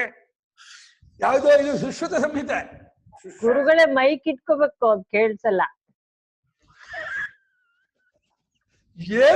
ಭಾರಿ ಶಾರ್ಕಮ್ಮ ನೀವು, ಬಹಳ ಕಿವಿ ಒಳ್ಳೆ ಚಕ್ಷುಶ್ರವಾಹ ಅಂತ ಹೇಳ್ತಲ್ಲ. ಕಣ್ಣು ಕಿವಿ ಎರಡು ಒಂದೇ, ಕಣ್ಣಲ್ಲೂ ಕೇಳ್ಬಿಡ್ತಾರೆ ಅವರು. ಬರೀ ಕಿವಿಯಿಂದ ಅಲ್ಲ, ಕಣ್ಣಲ್ಲೂ ಕೇಳ್ಬಿಡ್ತಾರೆ. ಬಹಳ ಕಷ್ಟ. ಆಕ್ಷೋ ಗರುಡಧ್ವಜ, ಗರುಡಧ್ವಜನಾಗಿದ್ದಾನೆ. ಧ್ವಜದಲ್ಲಿ ಗರುಡನ್ನು ಹೊಂದಿದ್ದಾನೆ ಅಂತ ಅರ್ಥ. ಇವಾಗ 39ನೇ ಶ್ಲೋಕ. ಶರಭೋ ಭೀಮಃ ಶರಭೋ ಭೀಮಃ ಸಮಯಜ್ಞೋ ಹವಿರ್ಹವಿಃ ಹವಿರ್ಹವಿಃ ಸರ್ವಲಕ್ಷಣ ಲಕ್ಷಣ್ಯಃ ಸರ್ವಲಕ್ಷಣ ಲಕ್ಷಣ್ಯಃ ಲಕ್ಷ್ಮೀವಾನ್ ಸಮಿತಿಂಜಯಃ ಲಕ್ಷ್ಮೀವಾನ್ ಸಮಿತಿಂಜಯಃ ಅತುಲಃ ಶರಭೋ ಭೀಮಃ ಸಮಯಜ್ಞೋ ಹವಿರ್ಹರಿಃ ಸರ್ವಲಕ್ಷಣ ಲಕ್ಷಣ್ಯೋ ಲಕ್ಷ್ಮೀವಾನ್ ಸಮಿತಿಂಜಯಃ. अतुलः शरभः. क्या हो गया? कलिए नहीं बिकता नाटका, भारी नाटका. भीमः समयज्ञः हविः हरिः हविर्हविः सर्वलक्षणलक्षण्यः लक्ष्मीवान् सर्वलक्षणलक्षण्यः ಲಕ್ಷ್ಮೀವಾನ್ ಸಮಿತಿಂಜಯಃ. ಅಲ್ಲಿ ಧ್ವಜದಲ್ಲಿ ಗರುಡ ಅಂದ್ರೆ ಮತ್ತೆ ರಥನೂ ಇರ್ಬೇಕಲ್ವಾ? ರಥ ಅವನಿಗೆ ಪರಮಾತ್ಮ ರಸವೇ ಒಂದು ದಿವ್ಯವಾದ ರಸ. ಆ ರಸಕ್ಕೂ ಒಂದು ಹೆಸರಿದೆ. ಅದು ನಂದಕ ಕೌಸ್ತುಭೋಮಣಿ ಚಾಪಶಾರ್ಣಿ ಮುರಾರೇಸ್ತು. ಅದು ಅವನ ಬಿಲ್ಲಿಗೆ ಶಾರ್ಂಗಿ ಧನಸ್ಸು ಅಂತ ಹೆಸರು. ಅವನ ಕೌಮುದಿಕಿ ಗದಾ ಖಡ್ಗ, ಕೌಮುದಿಕಿ ಗದಾ ಖಡ್ಗ ಗದಾ ಖಡ್ಗೋ ನಂದಕ ಕೌಸ್ತುಭೋಮಣಿ ಚಾಪಶಾರ್ಣಿ ಮುರಾರೇಸ್ತು ಶಿವಚ್ಛೋರ. ಅದು ಅರಣ್ಯ ರಸದ ಹೆಸರು ಇದೆ ಅಲ್ಲಿ. ಪರಮಾತ್ಮ ಅಲ್ಲಿ ರಥದಲ್ಲಿ ಪರಮಾತ್ಮ ರಥ ಯಾವುದು? ಪರಮಾತ್ಮ ರಥ, ಅವನ ಕುದುರೆಗಳ ಹೆಸರು ಇದೆ. ಆ ಪರಮಾತ್ಮ ಕುದುರೆ ಬಲಾಹಕ, ಹಯಗ್ರೀವ, ಇನ್ನೊಂದು ನಂದಕ, ಇನ್ನೊಂದು 4 ಆಮೇಲೆ ನೋಡಿ ಹೇಳ್ತೀನಿ. ಈ ಉಪಾಸಕರೆಲ್ಲ ಕುದುರೆಗಳಾಗಿ ಹೋಗಿರೋದ? ಯಾವುದು? ಆ ಕುದುರೆಗಳೆಲ್ಲ ಆಗಿರೋದು ಯಾರು? ಉಪಾಸಕರುಗಳ? ಪರಮಾತ್ಮ ಕುದುರೆ ಆಗಿರೋದ? ಪರಮಾತ್ಮ ಉಪಾಸಕ ಪರಮಾತ್ಮನ ಕುದುರೆ ಆಗೋ ನೋಡಿ ಇವ್ರ ಕಲ್ಪನೆ. ಪರಮಾತ್ಮನ ಕುದುರೆ ಆಗ್ಬೇಕಾದ್ರೆ ಏನೋ ಪುಣ್ಯ ಮಾಡಿರ್ಬೇಕು.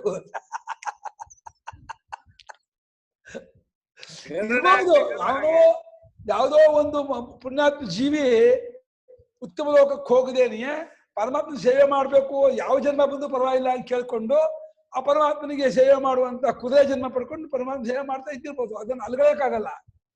ಮೋದಿ ಡ್ರೈವರ್ ಇದ್ದಾಗೆ ಸ್ವರ್ಗ ಬೇಡ, ಬ್ರಹ್ಮಲೋಕ ಬೇಡ, ಯಾವ ಲೋಕವೂ ಬೇಡ, ನನಗೆ ಎಲ್ಲಾ ಜನ್ಮದಲ್ಲೂ ತದ್ಭೃತ್ಯ ಭೃತ್ಯ ಪರಿಚಾರಕ ಭೃತ್ಯ ಭೃತ್ಯ ಭೃತ್ಯಶ್ಚ ಭೃತ್ಯ ಇತಿ ಮಾಂ ಸ್ಮರಲೋಕನಾಥ ಅಂತ ಹೇಳಿ ಅವನು ಭಕ್ತ ಕೇಳ್ಕೊಂಡಿದ್ದಾನೆ. ಎಲ್ಲಾ ಜನ್ಮದಲ್ಲೂ ಕೂಡ ನಿನ್ನ ಸೇವಕನಾಗಿ, ನಿನ್ನ ದಾಸನಾಗಿ, ನಿನ್ನ ಕಿಂಕರನಾಗಿ ಆ ರೀತಿ ಇರುವಂತಹ ಒಂದು ನನಗೆ ಭಾಗ್ಯವನ್ನು ಕರುಣಿಸು ಅಂತ. ಅಂತಹ ಭಕ್ತರು ಹಾಗಾಗಿ ಹುಟ್ಟಿರ್ತಾರೆ, ಹೋಗ್ತಾರೆ. ಸರಿಯಾಗಿದೆ.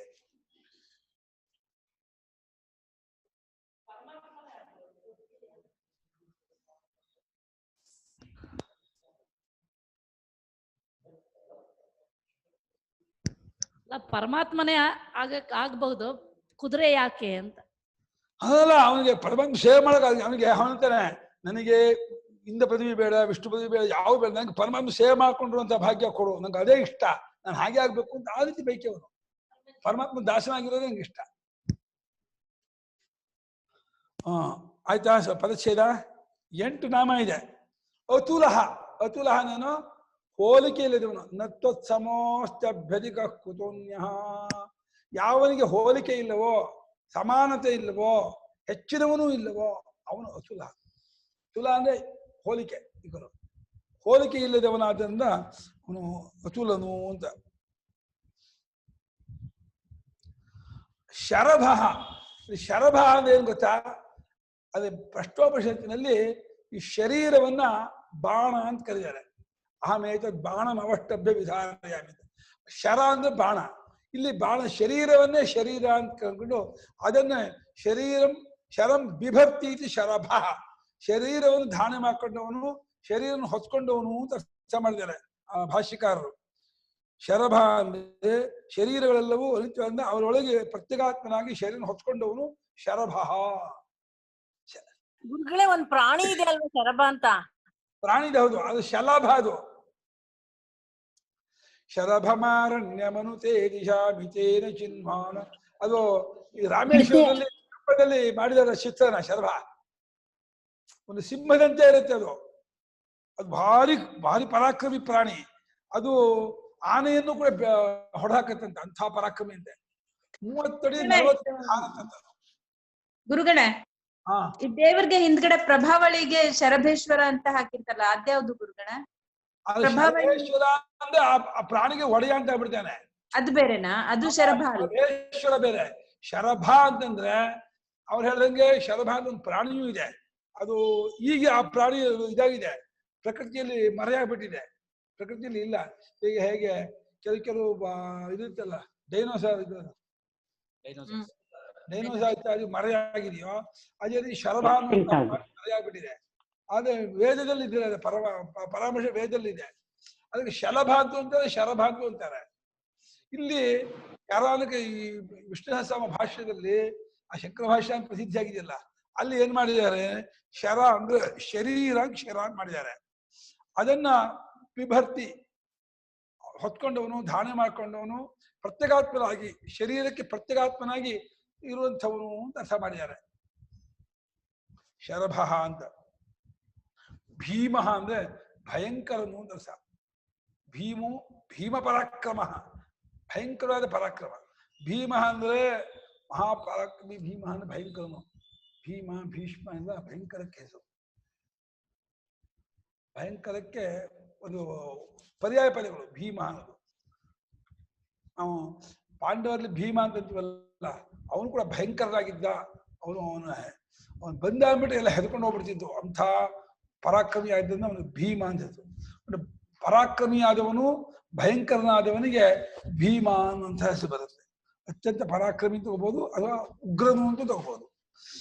ಭೀಮ ಸಮಯಜ್ಞ, ಸಮಯಜ್ಞ ಅಲ್ಲ, ಸಮಯಜ್ಞ, ಸಮಯವನ್ನು ಅರಿತವನು. ಯಾವ್ಯಾವ ಸಮಯದಲ್ಲಿ ಏನೇನ್ ಮಾಡ್ಬೇಕು ಅಂತ ಅವನು ಗೊತ್ತು. ಸಮಯಂ ಜಾನಾತಿ ಸಮಯಜ್ಞ, ಸಮವಾದ ಯಜ್ಞ ಅಲ್ಲ. ಹೊಂದಿಸ್ಕೋಬಹುದು, ಸಮವಾದ ಸಮಯಜ್ಞ, ಸಮಯಜ್ಞ ಅಲ್ಲ, ಸಮಯಜ್ಞ ಅಂದ್ರೆ ಯಾವಾಗ ಮಳೆ ಬರಬೇಕು ಅಂತ ಅದು ಅವನು ಗೊತ್ತು, ಯಾವಾಗ ಚಳಿ ಆಗ್ಬೇಕು ಗೊತ್ತು. ಈಗ ಡಿಸೆಂಬರ್ ಚಳಿ ಕೊಡಲ್ಲ, ಈ ಮೇ ಜೂನ್ ತಿಂಗಳಲ್ಲಿ ಈ ಸೆಕೆನೆ.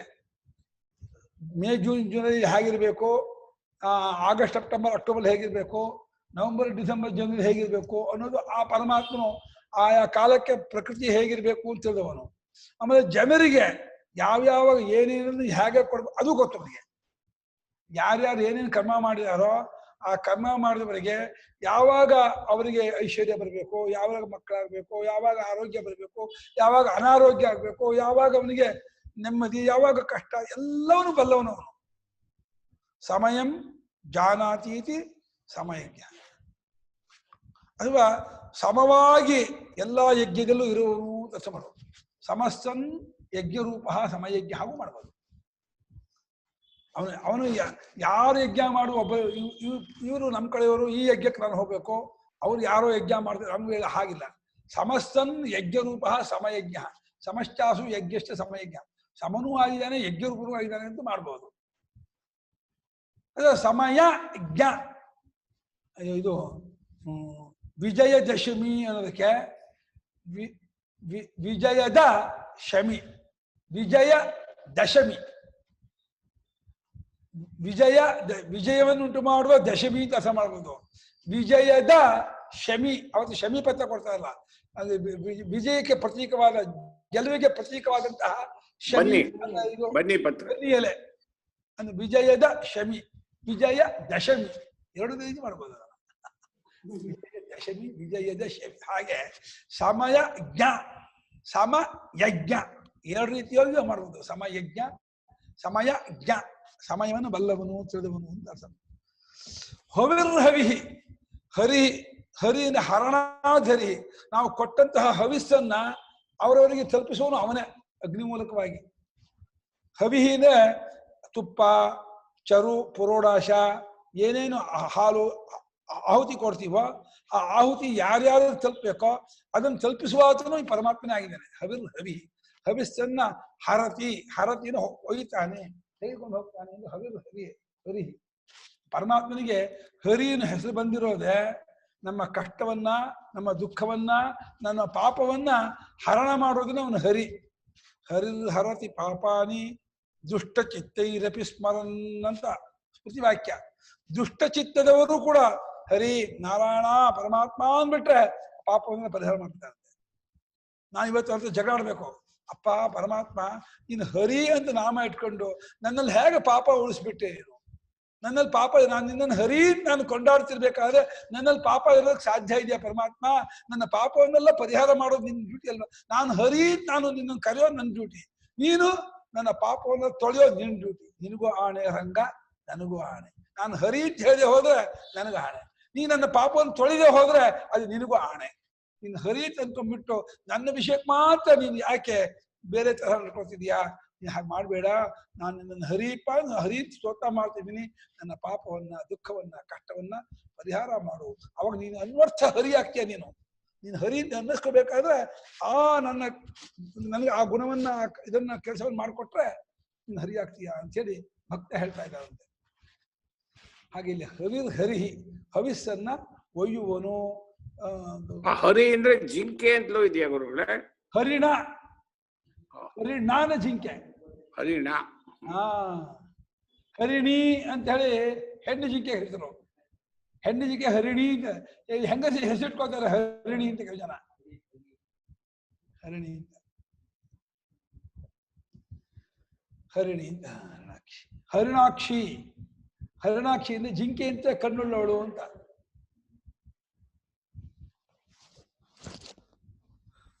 ಹರಿಣಿ ಇವ ಅಕ್ಷಿಣಿ, ಹರಿಣ ಅಕ್ಷಿಣಿ ಇವ ಅಕ್ಷಿಣಿ ಯಸ್ಯಾಹ ಸಾ. ಕಣ್ಣಿಗೆ, ಆ ಕಣ್ಣಿಗೆ ಕಣ್ಣುಳ್ಳವಳು. ಆ ಕಣ್ಣಿಗೆ ಏನ್ ಸ್ಪೆಷಲ್ ಹರಿಣಿದು? ಆ ಜಿಂಕೆ ಕಣ್ಣಿಗೆ ಗಮನಿಸಿಲ್ಲ. ಜಿಂಕೆ ಕೋಮಲವು, ಶಾಂತವು, ಬಹಳ ಸಾಧುವಾಗಿ ಇದೆ. ಉಗ್ರ ಕಣ್ಣಲ್ಲ ಜಿಂಕೆ ಕಣ್ಣು, ಉಗ್ರ ಕಣ್ಣಲ್ಲ, ಕಠೋರ ಘೋರ ಕಣ್ಣಿಲ್ಲ, ಇಲ್ಲ ಭಯಗಣ್ಣು. ಚಿರತೆ, ಹುಲಿ, ನಾನು ಒಬ್ಬನೇ ಇದ್ದಾಗ ಮೇಯ್ತಾ ಇರ್ಬೇಕಾದ್ರೆ ಶಾಂತ ಕಣ್ಣು, ಅದು ಬಹಳ ಸಮಾಧಾನ ಶಾಂತ ಕಣ್ಣು. ಅದರಿಂದ ಜಿಂಕೆ ಕಣ್ಣು ಬಹಳ ಮುದ್ದಾಗಿದೆ, ಕೋಮಲವಾಗಿದೆ, ಶಾಂತವಾಗಿದೆ ಅನ್ನೋ ಕಾರಣದಿಂದ ಜಿಂಕೆ ಕಣ್ಣನ್ನ ಸ್ವಲ್ಪ ಇದು ಮಾಡ್ತಾರೆ. ಆಮೇಲೆ ಕಣ್ಣು ಸ್ವಲ್ಪ ನೀಳವೂ ಆಗಿದೆ, ಉದ್ದವೂ ಇದೆ ಜಿಂಕೆ ಕಣ್ಣು. ಯಾರ ಕಣ್ಣು ಉದ್ದವಾಗಿರುತ್ತೋ ಅದು ಸೌಂದರ್ಯಕ್ಕೆ ಲಕ್ಷಣ ಅಂತ ಹೇಳ್ತಾರೆ. ಜಿಂಕೆ ಕಣ್ಣು ಸ್ವಲ್ಪ ಉದ್ದ, ಹೀಗೆ ರೌಂಡ್ ಆಗಿರೋಕ್ಕಿಂತ ಮೀನಾಕ್ಷಿ ಅಂದ್ರೆ ರೌಂಡ್ ಆಗಿರೋ ಕಣ್ಣು. ಮೀನಸ್ಯ ಅಕ್ಷಿಣಿ ಇವ ಅಕ್ಷಿಣಿ ಯಸ್ಯಾಹ ಸಾ ಮೀನಾಕ್ಷಿ. ರೌಂಡ್ ಕಣ್ಣುಳ್ಳವಳು ಮೀನಾಕ್ಷಿ, ಉದ್ದ ಕಣ್ಣುಗಳು ಹರಿಣಾಕ್ಷಿ. ಯಾವ ಕಣ್ಣು ಆಗ್ಬೇಕು ನೀವು ಯೋಚನೆ ಮಾಡಿ. ನಿಮ್ಗೆ ಹರಿಣಾಕ್ಷಿ ಆಗ್ತಿದ್ರೆ ಮೀನಾಕ್ಷಿ ಆಗ್ತಿದ್ರೆ. ಮೀನ ಕಣ್ಣು ನೋಡಿದಿರ, ಮೀನ ಕಣ್ಣು ರೌಂಡ್ ಆಗಿರುತ್ತೆ. ಕಮಲಾಕ್ಷಿನ ಕಮಲದ ಪತ್ರದಂತೆ ಕೋಮಲವಾದ ಕಣ್ಣು. ಇನ್ನು ಸರ್ವ ಲಕ್ಷಣ ಲಕ್ಷಣ್ಯ ಎಲ್ಲಾ ಲಕ್ಷಣದಿಂದಲೂ ಲಕ್ಷಿಸಲ್ಪಟ್ಟವನು, ಗುರುತಿಸಲ್ಪಟ್ಟವನು ಅಂತ.